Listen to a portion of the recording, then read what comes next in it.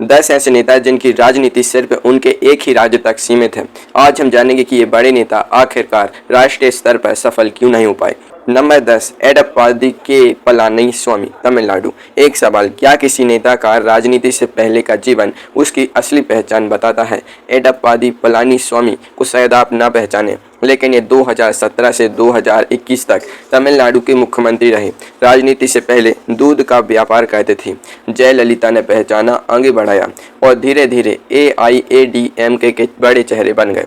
2016 में जयललिता की मृत्यु के बाद पार्टी में लड़ाई भड़की। एक तरफ एडप्पादी, दूसरी तरफ ओ पन्नीरसेल्वम। इस झगड़े ने AIADMK को इतना कमजोर किया कि 2021 में DMK ने आसानी से सरकार बना ली। AIADMK पूरी तरह तमिलनाडु की पार्टी है। उनकी राजनीति द्रविडियन विचारधारा और तमिल अस्मिता पर टिकी है। यह भावना तमिलनाडु से बाहर नहीं जाती। जिस नेता की पार्टी ही एक राज्य तक सीमित हो, वो नेता राष्ट्रीय कैसे बने? Number 9, YS Jaganmohan Reddy, Andhra Pradesh. 2009 में आंध्र के मुख्यमंत्री YS राजशेखर रेड्डी की उड़ान दुर्घटना में मृत्यु हुई। पूरा राज्य रो पड़ा। बेटे जगन को लगा अब बारी मेरी है।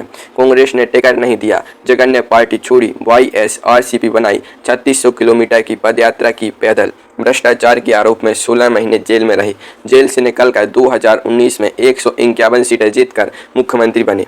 यह कहानी यहाँ खत्म नहीं होती। जगन सरकार ने इतनी योजना चलाई कि राज्य की वित्तीय स्थिति लड़खड़ा गई।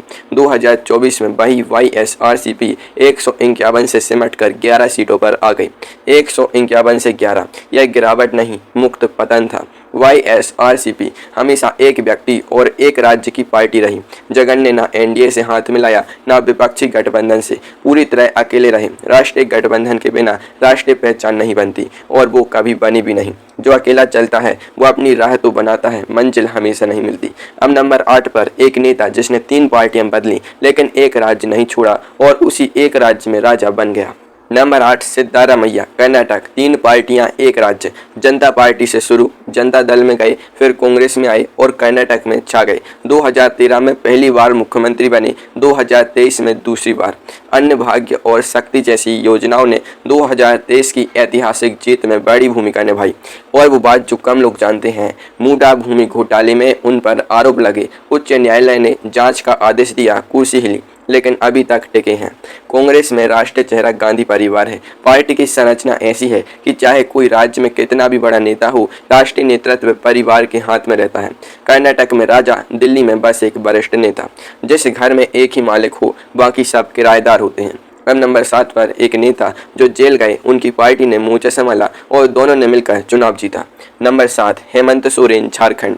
जनवरी 2024 में प्रवर्तन निदेशालय ने हेमंत सोरेन को खनन घोटाले के आरोप में गिरफ्तार किया। मुख्यमंत्री पद छोड़ना पड़ा। तब उनकी पत्नी कल्पना सोरेन राजनीति में उतरी, चुनाव लड़ा, जीती। पति जेल में, पत्नी मैदान में।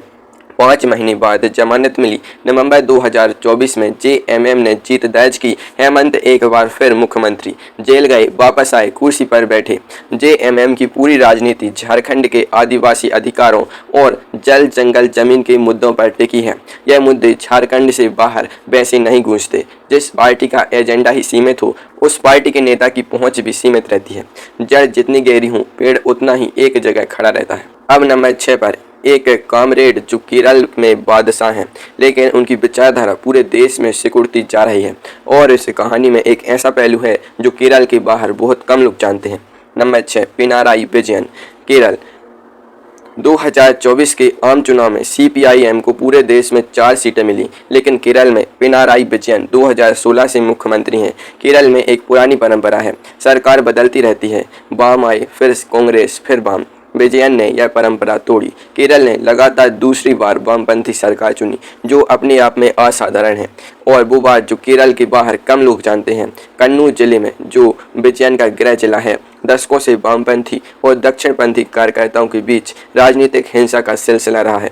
न्यायालयों में सैकड़ों मामले दर्ज हैं। यह केरल का वो चेहरा है जो बाहर नहीं आता। वामपंथी विचारधारा का राष्ट्रीय आधार लगातार सिकुड़ता रहा है। CPIM की उपस्थिति अब मुख्यतः केरल तक सिमट गई है।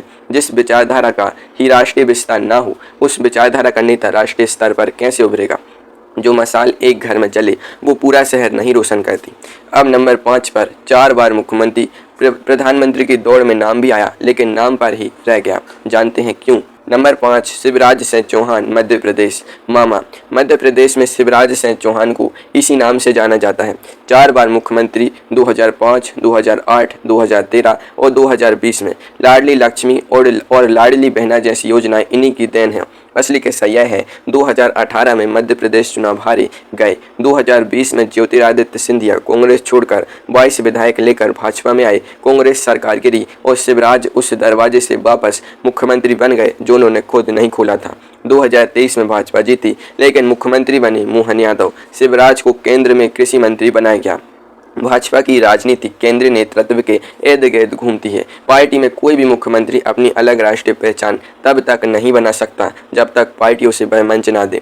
शिवराज ने कभी केंद्रीय नेतृत्व को चुनौती नहीं दी और पार्टी ने उन्हें राष्ट्रीय मंच कभी नहीं दिया। मध्य प्रदेश में मामा बने रहे, भारत में नहीं।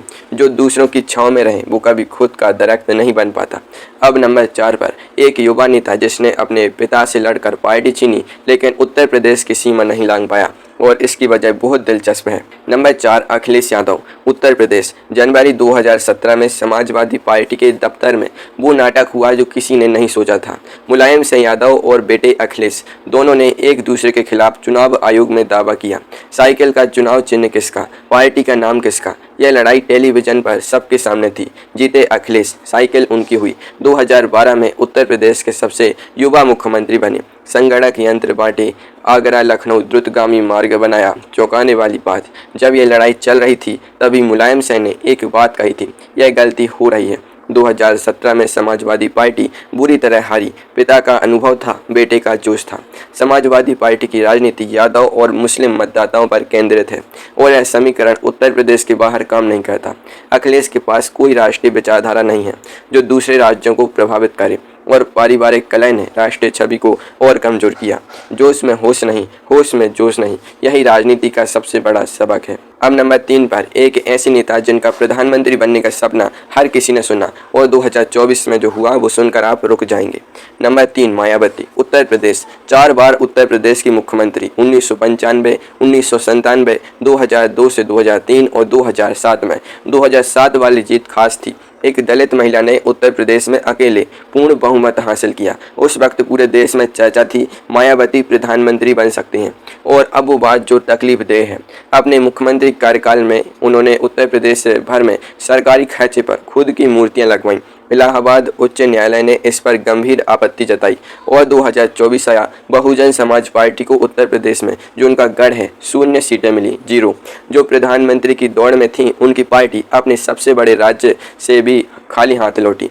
दलित राजनीति हर राज्य में अलग है, अलग नेता, अलग मुद्दे। उत्तर प्रदेश का बीएसपी मॉडल दूसरे राज्यों में नहीं चला और मायावती ने बार बार निर्णायक मौकों पर गठबंधन तोड़े।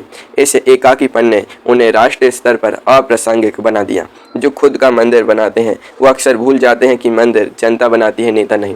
अब नंबर 2 पर इस पूरी सूची की सबसे व्यंग्यात्मक कहानी, इस नेता ने खुद अपनी पार्टी का नाम बदला पूरे भारत को जीतने के लिए और फिर जो हुआ। नंबर 2, के चंद्रशेखर राव, तेलंगाना। 2014 में तेलंगाना राज्य बना। केसीआर ने यह लड़ाई लड़ी थी, पहले मुख्यमंत्री बने। 2018 में भी जीते। 2022 में एक बड़ा दांव खेला, तेलंगाना राष्ट्र समिति का नाम बदलकर भारत राष्ट्र समिति किया। तेलंगाना हटाया, भारत डाला। दूसरे राज्यों में सभाएं की, खुद को राष्ट्रीय विकल्प के रूप में पेश किया और 2023 में तेलंगाना चुनाव हुए।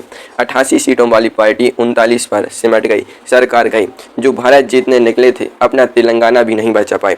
और चौंकाने वाली बात, भारत राष्ट्र समिति का नाम बदलने के बाद ही उनकी बेटी के कविता को दिल्ली आबकारी नीति मामले में गिरफ्तार किया गया। करीब 5 महीने न्यायिक हिरासत में रही।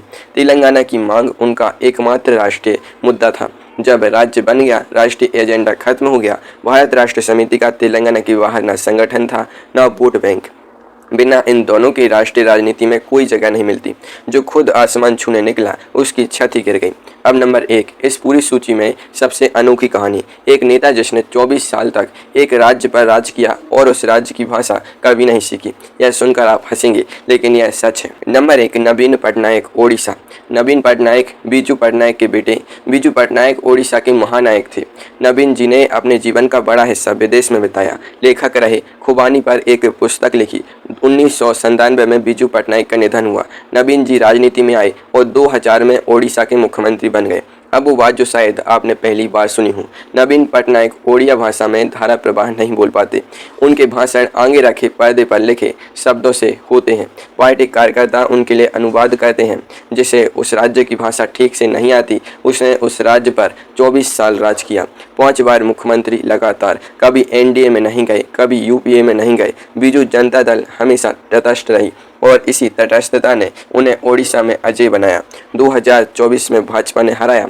24 साल का सिलसिला टूटा और वे चुपचाप विपक्ष में बैठ गए। कोई हंगामा नहीं, कोई बयानबाजी नहीं, क्योंकि उन्होंने चाहा ही नहीं। यह कमजोरी नहीं, यह उनकी रणनीति थी। तटस्थता ने उन्हें ओडिशा में सुरक्षित रखा, लेकिन उनकी तटस्थता की कीमत थी राष्ट्रीय प्रभाव शून्य। ना कोई गठबंधन, ना कोई राष्ट्रीय एजेंडा, ना कोई पहचान। 24 साल के शासन के बाद भी दिल्ली में एक सामान्य नाम जो अपनी सीमाएं खुद तय करें, उसे दुनिया से कोई शिकायत नहीं होती। यही है नवीन पटनायक, भारतीय राजनीति का सबसे अनोखा अध्याय जिसे कोई दोहरा नहीं सकता।